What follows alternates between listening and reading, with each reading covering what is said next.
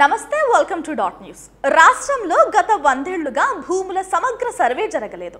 దీనివల్ల రాష్ట్ర వ్యాప్తంగా అనేక వివాదాలు నెలకొనడంతో వైఎస్ జగన్మోహన్ రెడ్డి ప్రభుత్వం శాశ్వత భూ హక్కు భూరక్ష పథకం పేరుతో రీసర్వే చేపట్టి భూ యజమానులను వివాదాల నుంచి బయటపడేసి వారి భూములకు రక్షణ కల్పించింది.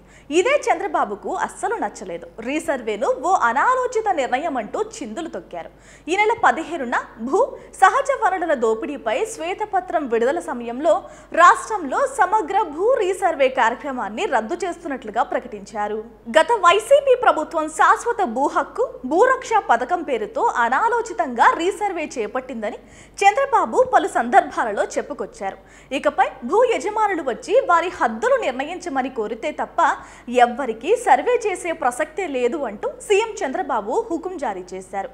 అయితే భూముల రీసర్వే చేపట్టే రాష్ట్రాలకు ప్రత్యేక ప్రయోజనాలు రాయితీలు కల్పిస్తామని కేంద్ర ప్రభుత్వం బడ్జెట్ లో ప్రకటించింది. మొత్తంగా చూస్తే భూ రీసర్వే మంచి కార్యక్రమమని కేంద్రం తేల్చి చెప్పింది.